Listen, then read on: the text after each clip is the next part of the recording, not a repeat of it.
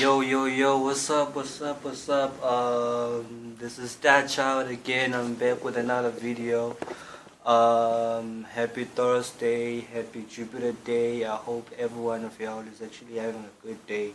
So, you bound to have a good day if you are in another country, if ever you have studied a day, but of which is, I'm pretty sure everyone does, some just closing off or some are just starting out. So yeah, happy Jupiter Day. Now, right now I'm just gonna take on forward into talking about the planets right now. I'm just gonna talk about the planets for the most part. So this is like let me sit right.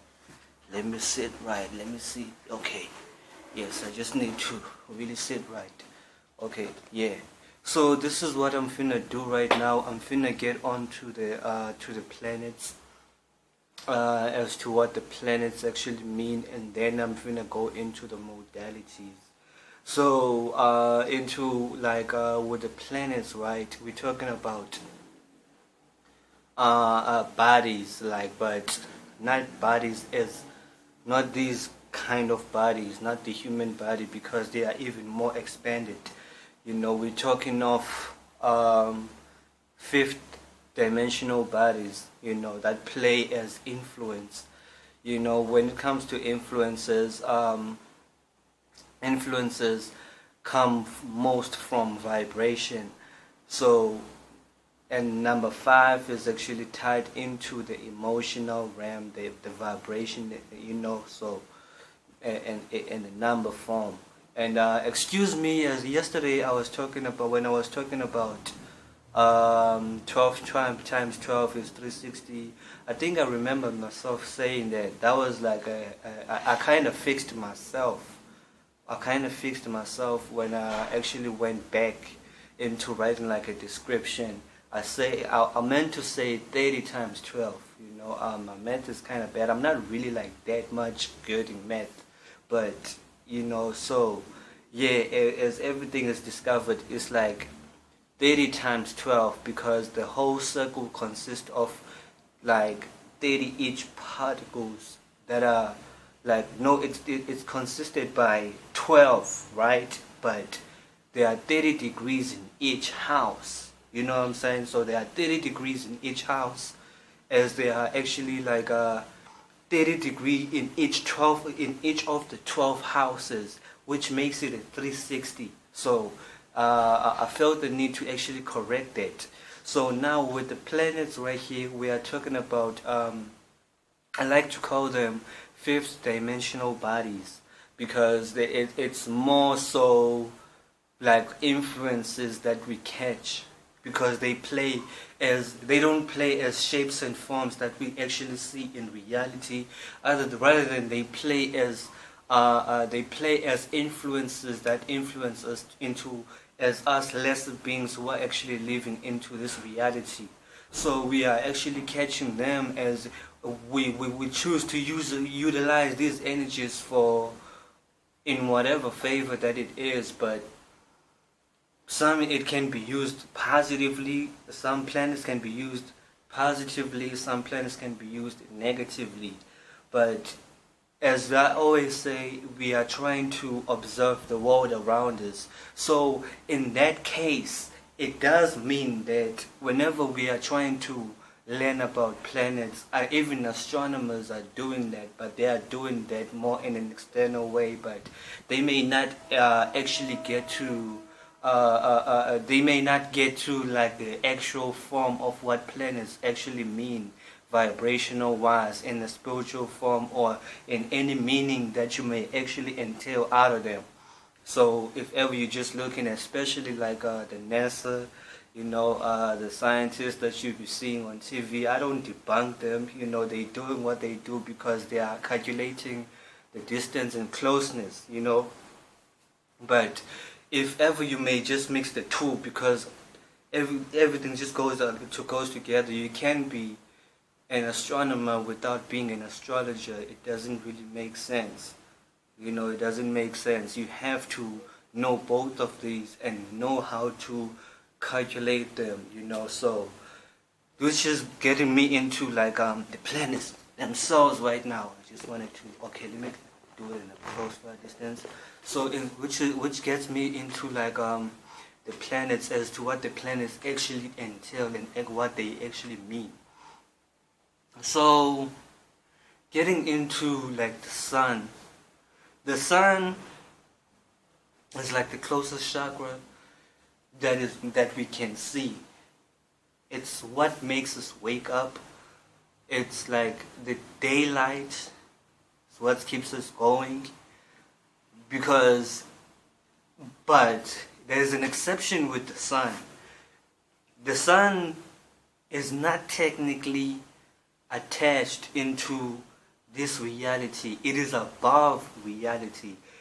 But the sun, people like to say the sun goes up and down. No, the sun rotates. That's why I wanted to bring that whole 360 thing, because as more I go, I'm basically just going to tie things together, and everything is just going to make sense.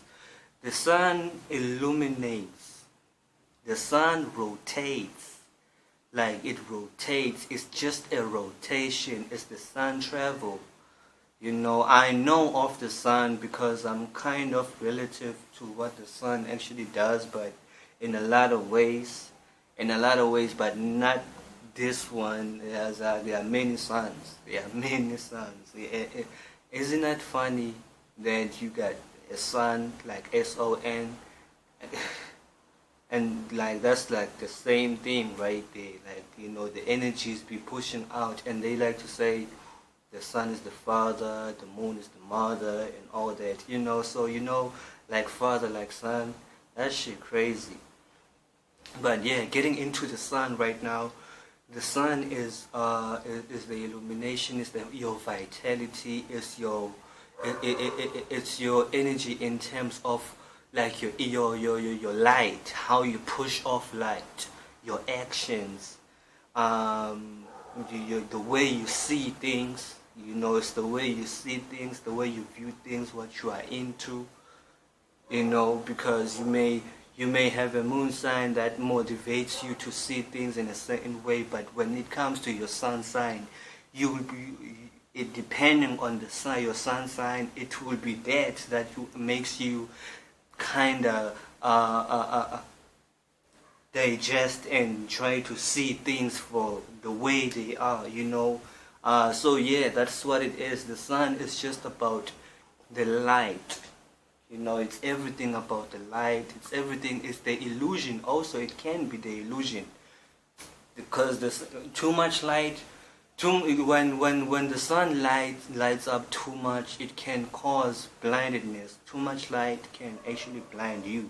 So this goes into like forms where if you're getting like too much likes, you're getting into too much tension and all that, but then you don't know how to control that attention you're receiving, and then you get geeked out, and then you may jump into an ego which is like an ego in the form of you overextending your aura, because an ego is another form of your aura. It's just your aura, but your aura has to stay around you. You have to emit light in a certain way. Ego is not necessarily bad that much, other than when we talk about ego, we kind of put it into the perspective that you are just overextending yourself and you are getting out of your own nature to do things just to be liked. That's what that's what the sun can get you through in a lot of ways. It can get you through those experiences. And then the moon is what makes you feel comfortable. It's your soul, it's your mind. The moon, your soul, mind, 4 words, like 4 letters. In fact, like 4 letters. I meant to say, the moon, MOON, soul, SOUL, mind, MIND.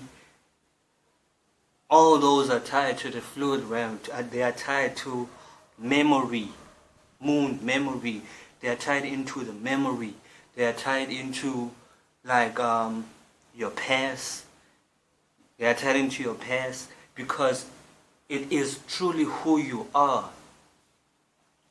Exactly. So it led me to that. That's why I wanted to lead myself into saying that, because the moon is truly who you really, really, really are. So it's who you are, basically. So in so many ways, you kind of have to see it like that way. You just you have no choice but to see it that way, because the moon that you're seeing, and the moon is also about manifestations. When it comes to manifestations, you can ask Tauruses and Cancers, because the moon is exalted in Taurus, and the moon is rules Cancer, and which makes them a little more powerful, especially Cancer. Especially Cancer. So yeah, and then going into your ascendant is the way you look, your appearance. But I also want to say it's when you are not reacting, or when you are not acting, or when you're not doing nothing, you're just there and somebody just looks at you being intrigued, whereas you're just there, you just going on with your day-to-day basis without even paying attention to nothing. When somebody sees that, and then they get to talk about you, to say like, I wonder who's that, I'm interested to know who that person is, that they talking about your ascendant. That's your ascendant working out right there. Your ascendant is not your ascendant is not technically the planet itself. I don't know why I bring that up, but maybe I should, because we're basically talking about like the natal aspects. But your ascendant is not technically a planet. So yeah, I just want you to keep that in mind. Your ascendant is just not a planet. But I had to bring that up because these are the three most important tools into your natal chart. They are not tools. These are like truly who you are, like that describe you the most. But the real powerful one is your moon, and your ascendant also. And your ascendant also. Your ascendant also is important, but your ascendant is made up with other cardinal points, other cardinal houses, with the 4th, the 7th, and the 10th, that make up your whole personality, because your ascendant is just about your personality. So yeah, and then moving on to Mercury. Mercury is about like your communication style, how you think, how you process stuff. Some people think out loud, some people think inward, and some people think with their feelings, and some people think with their expressions. Like when Mercury is in a fire sign, it's more about body language and moving, or just to try to express yourself into what they mean. Whenever Mercury is in a water sign, it can put feelings in a box, but they are trying to communicate to you about their feelings. And when Mercury is in air, which is pretty much where it likes to be, especially in Gemini, they communicate about their thoughts.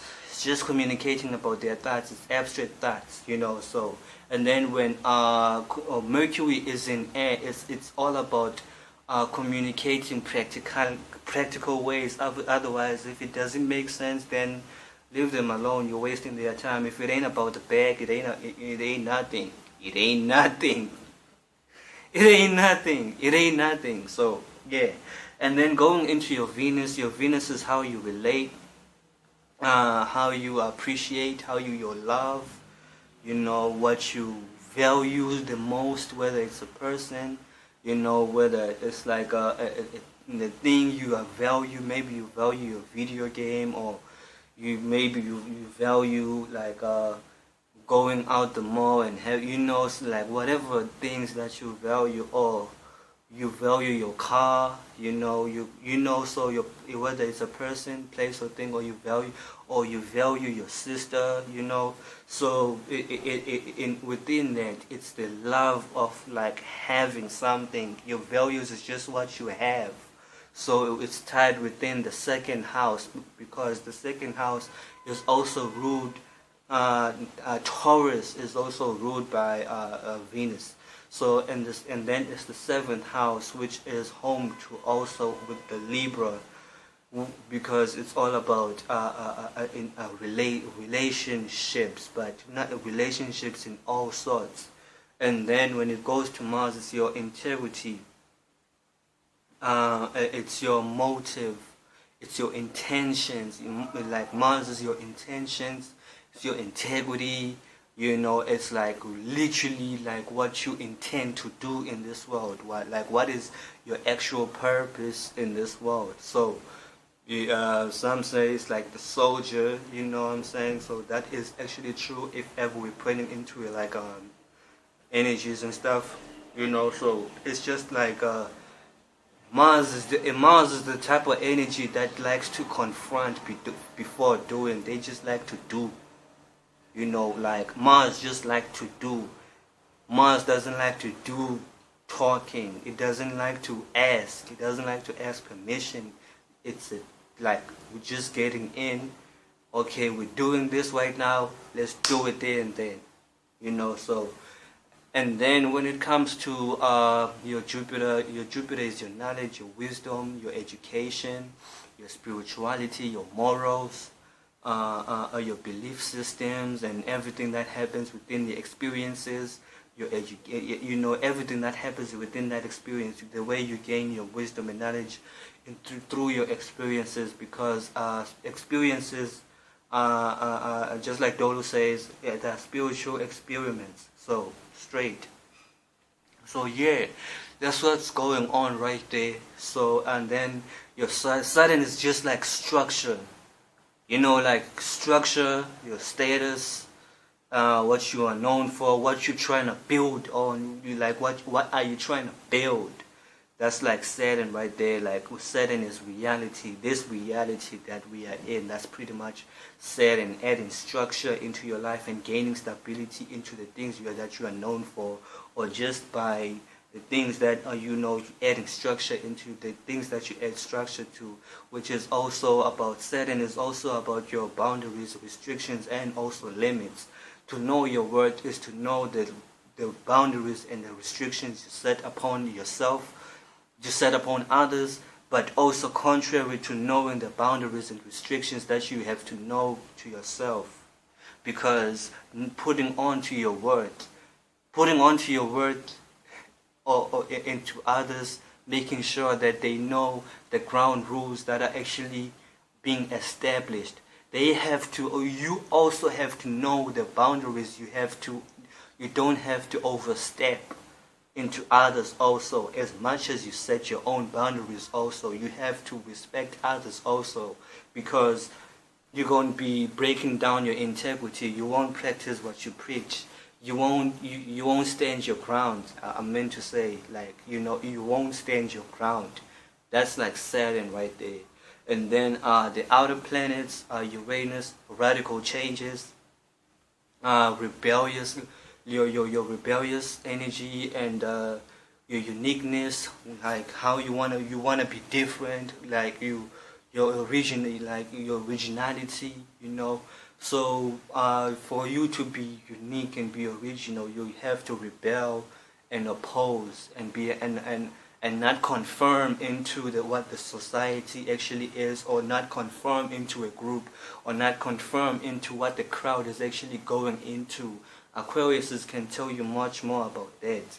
And then when Pluto is your empowerment to change. It's your deep transformations. It's what gets you up, like that deep motivation that is actually happening right there in your deep transformations, like the transformation that happens. You want to change your life, so it's like your empowerment to change, your empowerment to fight for your own will, like your strength in the deepest core. and it's your occult, it's your mysticism also, like it's very deep when you talk about Pluto. So, and then your Neptune is your dreams, it's your subconscious, which subconscious is also like with the 12th house also, your dreams, your imaginations, and what you imagine, your daydreams, it can be your illusions also, it can be, Neptune is a very beautiful planet, but that is far away, but in a lot of ways, people try to debunk like the way how powerful Neptune is, because whenever Neptune comes to you, right? Let me just put it on as if it was like a person. Neptune would come to you, but since you are already lost in reality, you won't, and since you don't really see that in actual form, then you may not believe it until later on you start to realize that whatever that was being sent to you was true. That's how Neptune is, so it's the mystery. It's the planet of mysteries. Like the mysteries that need to be unfolded, Symbolism plays out into Neptune. The symbolisms that you see around that mean a certain thing, that's Neptune right there. So, yeah. And also your belief system, also your superstition, the supernatural, that's Neptune right there. So pretty much I've touched on everything. So thank you for watching once again. I shall see you when I get into the modalities. And after we get into the modalities, I think pretty much I'll be done.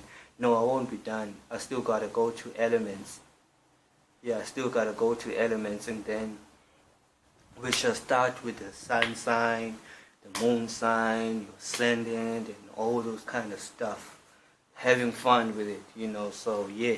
Otherwise, I appreciate y'all for those who keep watching, for those who keep sharing, and those who keep reacting. It's very much appreciated from out of me. It means the most. It means a lot to me. So thank you. Thanks a lot. I shall see you again.